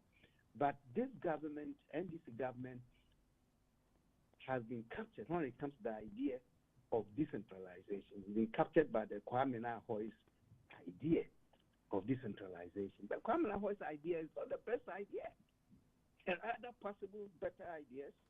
So they are afraid to let go the districts when it comes to people ruling themselves at the district level. Okay? So my good friend Dr. Bin has already mentioned the cost of maintaining the state. You want to expand all this? I don't know how much parliamentarians are paid. We are never told directly. But even if you are spending 30,000, 40,000 cedis a month on parliamentarians, we are going to add 4. So you ask yourself, what will be the value addition? What will be the value addition? Parliament properly constituted will mean that whoever is elected from a constituency should be consulting very closely with his or her constituents. And those consultations will include women and disabled persons. So adding them to parliament will not add any value to parliamentary debates or anything of the sort if we organize the parliament properly. So looking at the cost implications and the fact that we are often too lazy to explore more meaningful way of governing ourselves, and we are quick to create institutions and add people, ballooning the payroll of the government. My friend was saying 50. No. When I was at CD, the research indicated that 70% of our national revenue, at times it goes to 75% of our national revenues, go to pay salaries and emoluments of public officials. At times it jumps to almost 80%. That's why the government keeps going to the World Bank and other places looking for money. Because the revenue we generate here is all spent on the enjoyment of individuals, not invested in development, like Dr. Obin is saying. So I think we need to rethink how we run government as lean but effective governance is what I think we should be looking at, not ballooning the number of people the government pays, creating additional institutions, and denying people their right to actual democracy by making it look like the districts are just appendages of the local government ministry, and the president sitting in Accra and deciding who becomes the DC here and there. I think that's where the focus will be. Absolutely. So at least we agree on the fact that, Prof and Doctor agree on the fact that the addition of the 24 people to our parliamentary representation, there's no clear value addition to our democracy. So it's not something we should admit. Yeah. Okay. We'll take a very short break here. When we come back, we'll come and look at the Supreme Court, the proposal to increase the representation of the Supreme Court, to cap the number of judges at the Supreme Court. So I think when we come back, we're going to look at that. So it's still the Focus on Zed 101.9 FM, your lifestyle, leisure, and business platform. We'll take a very short breather here. When we come back, the focus rolls.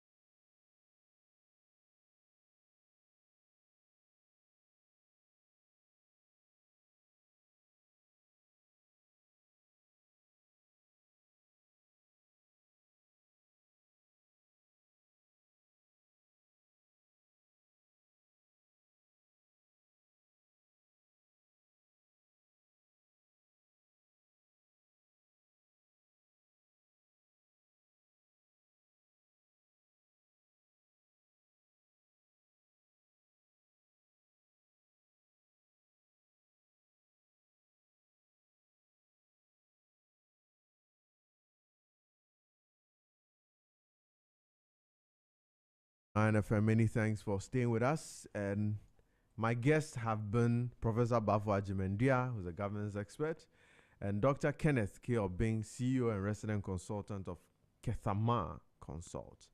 And we'll be having conversations about the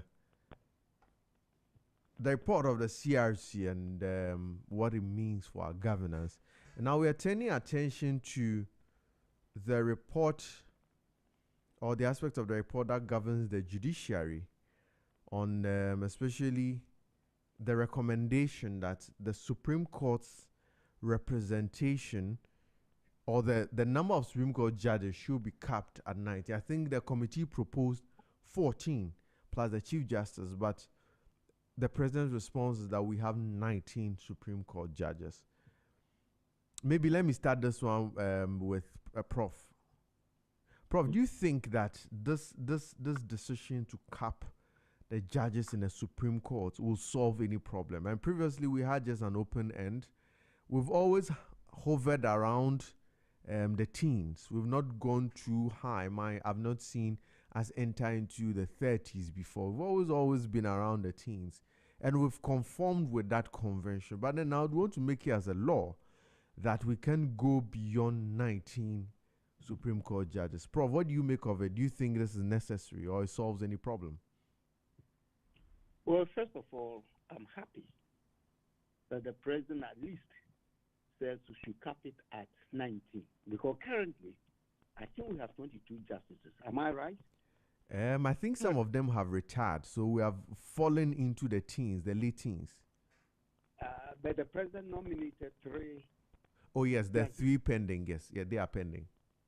Exactly. And that brought it to 22. Right. Until those others retire who are of age, right? Yes. So at least I'm happy there's an agreement that there should be a cap. That one I'm happy. Because as you know, presidents have a way of packing the court in order to gain certain benefits in judicial matters. You know, court packing. Yeah. Simply, when the president feels that majority on the bench against whatever decision he wishes to have, he will just add more justices to turn the tables in his favor. It happened before, and I can tell you, frankly, it happened under President Kufuor when Justice Afre was appointed. Brought him to this, exactly, the Chikata matter. So, yeah. Exactly. So there's a real issue on that one. So capping it at least is helpful. But still, the 19 is very high. So whilst I'm commending the President for capping it at 19, I think the cap should have been down to the 15 or 14 that the CRC recommended. You see, because if you look at, first of all, don't forget that the justices are complaining of delay cases because they are overwhelmed by the amount of work they have to deal with. So the delays and the other matters, the judges are pressured, which is true. But think of it. Ghana, a population of 33 or so million, we're going to have 19 justices. Yeah. America has a population of 350 million. They peg this at 9, it's still 9. But what they've done cleverly, first, is to relegate certain cases to other courts, the lower courts. Yeah. Secondly, even if you bring a constitutional matter, they look at it and decide to admit it or to reject it outright. But in this country, most, if not all, of submission to the Supreme Court are accepted to be adjudicated. But they don't have to do that. They can quickly relegate it to another court or decide that this, like a recent case, I've forgotten, there's a recent case where 2 people have filed with the Supreme Court to seek interpretation of the Constitution on a certain matter that unfortunately escapes my mind. It's all frivolous. And the court has said... Do you mean the legal vacation matter? Oh, that is more recent. But just before that, 2 weeks, 3 weeks ago, 2 people, individuals, maybe it will come to me. Okay. But the point I'm making is that not all cases should be heard unless the judges or the court think there's a substantive case to deal with. In Ghana, some of the cases are frivolous. They should be rejected outright or send it down to some lower courts. Anyway, that is a way to cure the pressure that they have on them. Because truly, if you know how these judges work, they work a lot. A lot. Secondly, but Prof, if we go this way, before you move to your second, if we go this way, aren't we also going to deny some people of justice? Because say let's take this issue of the legal vacation. Some people have called it very frivolous, but these are things to which border on some people's rights. So maybe for me, it doesn't affect my rights, so I'll think it's frivolous. But for another person, these are pressing issues. Don't you think that justice will be denied in that particular manner if you propose that route? Oh, I'm not suggesting that I use the term frivolous, maybe frivolously myself, but the point here is that not all cases are deserving of the hearing of the Supreme Court. That's the point. Not all cases. Some can be relegated to the lower courts. Okay. And some, when it's submitted, and on the surface of it, you realize that this is no substantive case. You reject. Look, the U.S. Supreme Court, you can tell the number of cases they don't admit for hearing, even though it's a constitutional matter. Because for them, for the court, maybe they sit privately and realize that this case is already, it has a, so that's the point. That's one way to limit the extent of cases that are admitted, to burden the court unduly. So that's the first point. Second point I was going to make relates to a system. Systems referring to how the court has been organized and how it functions. If you get a systems analyst to examine the court, you realize that they will recommend the streamlining of the system to cut out so many things. You see, so if you revise the system and make it more smoother, it will eliminate the delays and other matters that tend to burden the court. Because oftentimes it is the system that's abused that creates this kind of pressure on the court. Don't you know that even when in the courts, a whole case, a whole file can be lost, and that can delay a case for about a year or so. Why was it lost? Because of maybe corruption. Somebody has gone to bribe the registrar or somebody. Don't bring this case ever to the hearing of the court. So there are all kinds of systemic problems that need to be weeded out in order to free the court to do its thing. Now, back to the issue of the number. I said, one, that capping it is important.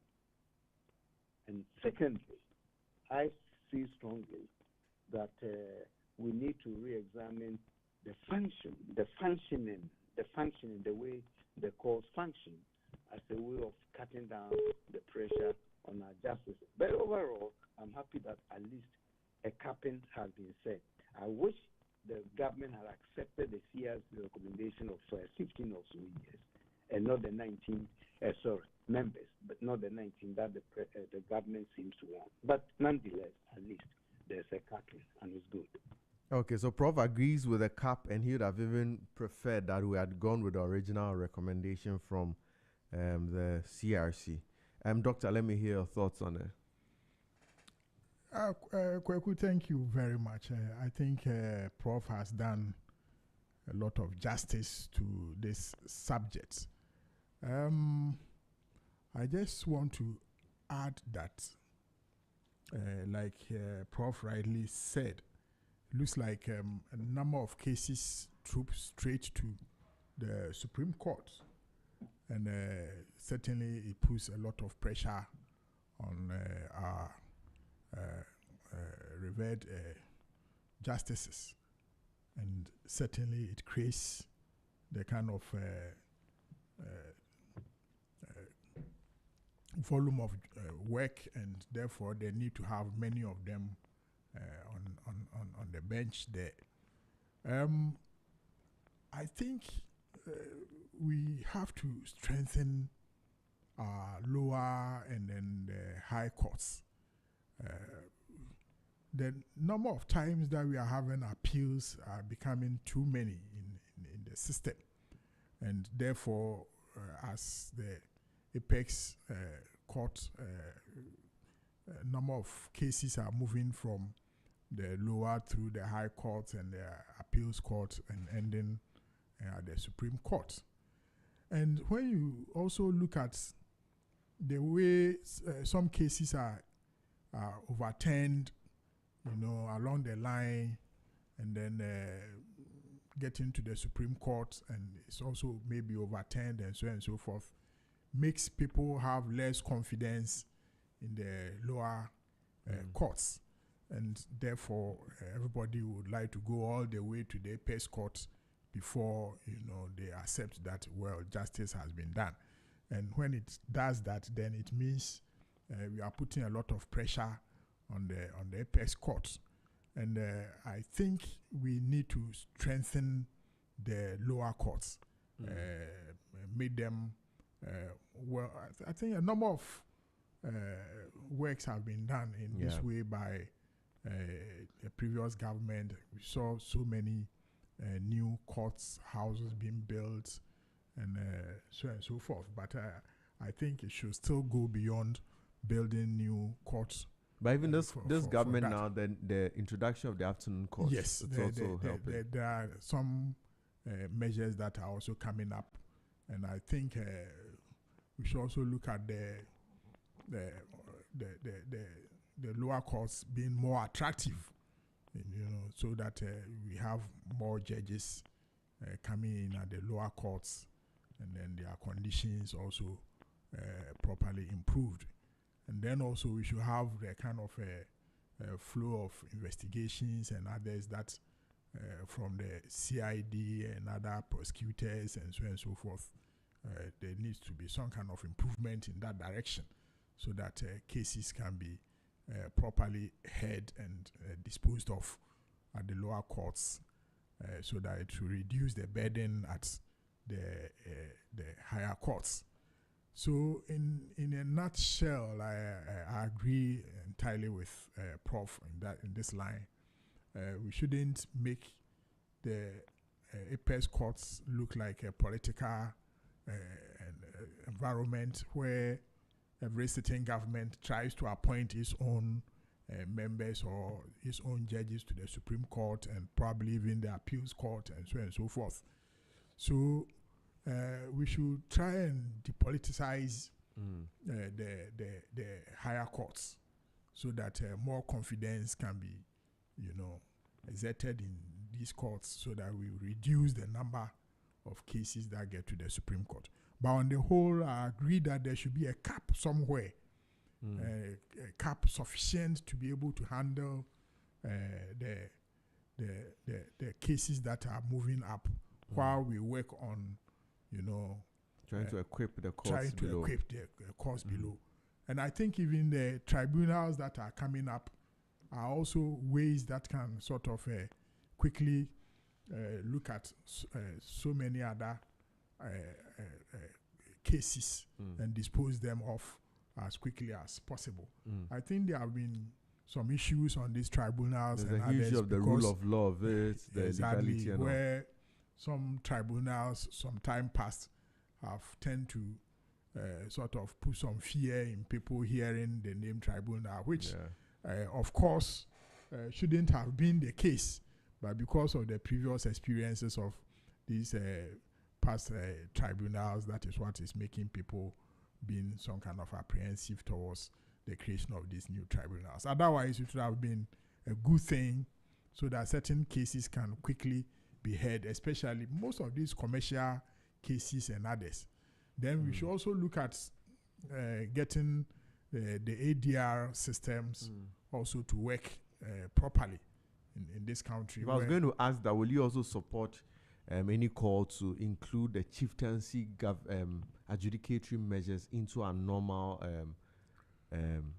adjudicatory system, so that some matters should be reserved for, especially some matters in the area, you shouldn't bother our our local courts, the chiefs here to sit? Well, the chieftaincy system also have their own politics. So to isolate those cases into the chieftaincy systems will not augur well for justice sometimes. In fact, it's been in some of the areas like petty crimes, like let's say in my hometown, let's say somebody steals a tuber of yam. We shouldn't waste it to bring the regular court. These ones they can sit and just discuss it, so that we can still integrate such people into our communities. I don't think we have gotten there. Okay. Because there are some kind of prejudices when it comes to customary situations and laws and applications and things like that. So to me, we should still look at the formal judicial system, and then we can apply this kind of communal systems where you give some kind of punishment, lower punishment to some of these people by the courts and things like that. But I think the courts rather remain more fairly when they handle issues. But we should ensure that these are done in a more formal way rather than looking at the chieftaincy systems. But in the nutshell, I agree with Prof. And probably because of the numbers we have now, if we can let it remain at the 19 that government has come to fix as it is now, probably it should be okay for the time being, as we try to restructure and put in more activities down the stream. Right. We'll look briefly at the district chief executive election. I mean, Prof touched it, but we'll just look at it just very briefly. But let me take some comments on the issue of the expansion of the parliament. So Kelvin of Accra says that, but capping it to 200, isn't it the same cost it's going to bring? He also has a question, how will the 24 be allocated? Won't the political parties influence the outcome, Charlie? This will bring confusion. Now somebody else says that committee says we should cap them. Government says it wants 300. But it's a nice idea, but the 24 seats has plenty question marks. If the principles on guiding the election of the other 24 seats will be solid, why not? It will be feasible. So, I mean, I guess, there are a lot of issues around the expansion to the 300 members of parliament. But let's just briefly look at the issue on the election of the DCs. And I'll just read quickly what the committee said and what the government also responded. So it says the committee proposes a phased approach to electing DCs as part of a broader decentralization and devolution package. The right to elect a DC will be tied to a district's capacity to assume greater financial and administrative responsibilities, meaning not all districts will qualify to elect their DC at once. The proposed devolution commission will manage and guide the process based on constitutional or statutory criteria. Now, government responds and says that the government accepts this recommendation in principle. Electing DCs deepens democracy and aligns local executive accountability with the democratic values of the Constitution. Government, however, takes the position that all DCs should be elected. The president will nominate 5 persons, 2 of whom shall be women, and out of the 5 persons, 3 will be shortlisted, 1 of whom shall be a woman. A vetting committee comprising representatives from the Ministry of Local Government, the Public Service Commission, and the Local Government Service will vet and approve the persons nominated by the President who shall be the candidates for election of the DC. Government recognizes the fact that the phased approach to the election of DCs recommended by the committee is laudable, as it acknowledges the fiscal and administrative constraints that many districts face. However, government notes the significant political cost of creating a distinction between voting and non-voting districts, which may be perceived as discriminatory treatment of citizens. Election of DCs along the lines Election of the chief executives along the lines proposed by government minimizes these costs. So government is saying that we shouldn't go with what the committee is saying, that let's elect some let's not elect, let's elect everybody, but let's still maintain some quota system. Maybe let me start with Prof. And Prof had already stated this position. Maybe Prof, you can just highlight in about 2 or 3 minutes, then I can also go to Dr. Obin and we can start wrapping up. Sure. Thank you. Just before I go to it, let me quickly tell you, I've remembered the frivolous case I was trying to remember in the previous conversation about cases going to the court. This is the so-called third term presidency that some people have gone to the Supreme Court to seek an opinion. I mean, the Constitution is clear. This is not the case the court should have tolerated at all. You submit it, they just send it back that, look, we can't take this. Anyway, so that for me is one of the frivolous cases I was trying to refer to. It's so clear in the Constitution. No third term. Anyway. Which even the president has stated that he's not even interested in going for a third term. Exactly. By the way, we don't make constitutions for individuals. For me, I don't even care what the president says, whether he's interested or not. We're talking constitution for the country. Anybody who becomes president will be, will be bound by that. So it's good that the president himself said, I don't want it. And still the court has accepted this case to adjudicate. I don't know why. Anyway, the MDCs, that's one of the areas I'm so disappointed in this government. And I'm not surprised because that went around the country. They spent, according to sources, $7 to $8 million. Congressmen want to elect DCs. Then Atamil said, his white paper said, just like President Muhammad's white paper is saying, that no, we will nominate 3 people. Well, in this case, today they are saying the president will nominate 5. Atamil, they say we'll nominate 3 people, and then the local people decide who should be the DC. Completely abandoning the whole idea of democracy at the grassroots level. So coming to your question, I don't know why that the president wants to sit in Accra and determines who becomes DC in my small district in the village. Is going to be politics as usual. So no NDC president in power will nominate somebody who doesn't belong to the party, and vice versa. No NPP president in power will nominate somebody from the NDC.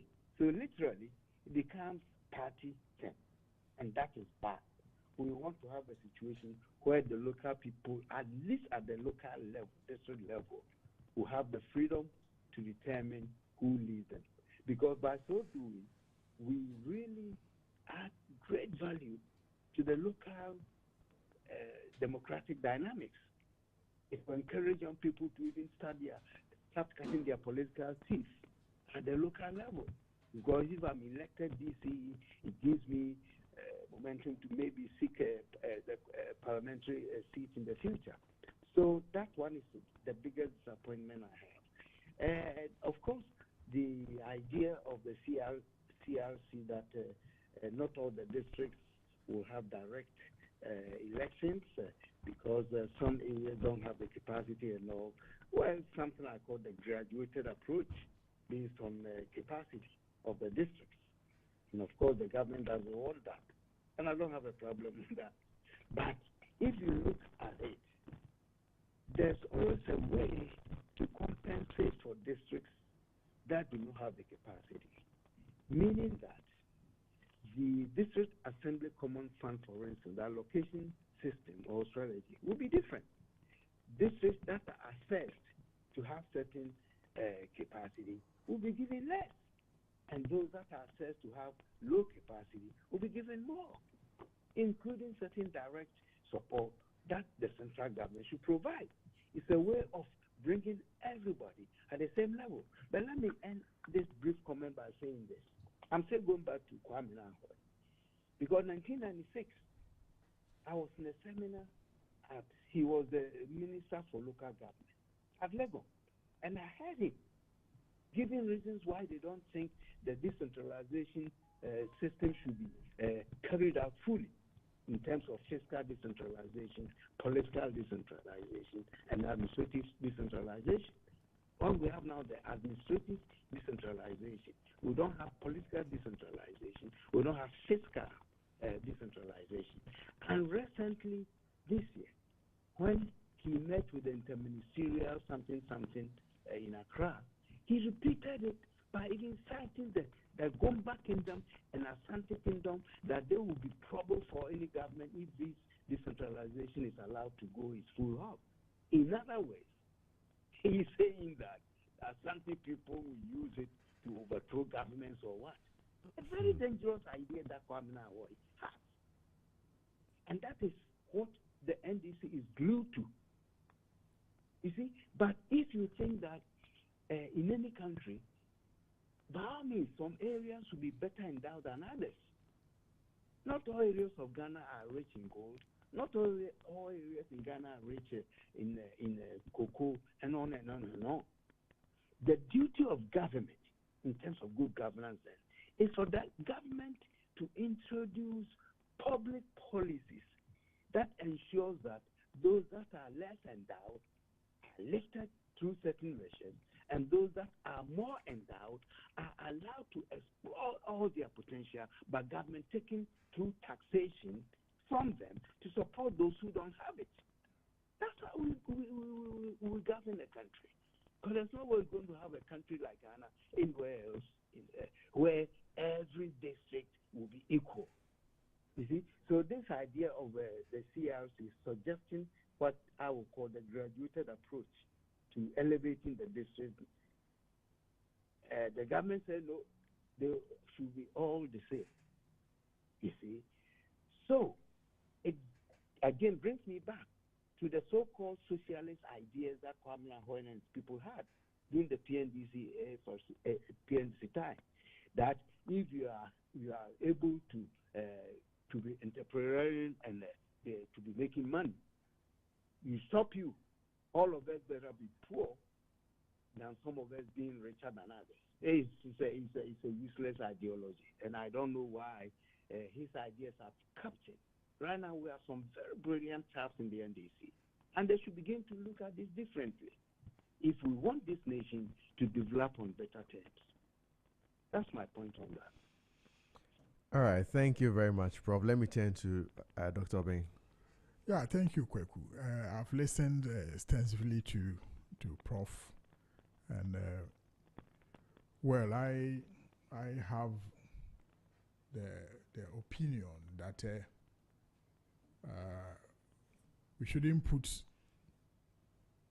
the cart before the horse. If we are practicing democracy, we should cut across all fields.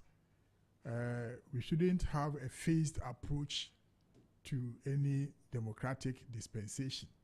We should prepare ourselves to have it equally among all Ghanaians, so that we know that if we are going like electing all district chief executives, then we should elect all the district chief executives. We shouldn't say that some districts are ready and others are not ready, and so on and so forth. When we do that, it will not give us the kind of equal footing and the equal understanding of our democratic dispensation. So if you are not ready, we are not ready. If you are ready, then it should be rolled across board for every district to elect its district chief executive or whatever name that will assign to the person responsible for the district. So I am of the opinion that, in fact, we are not ready for that process, as long as the CRC's report is even saying that we should do it in a phased process. And I don't think we have to start anything with any phased process or whatever. We should get all ourselves ready, and like government accepting a position where it should, if it's to be done, it should be done across board, and every district should be able to elect its DC if that is the process to go.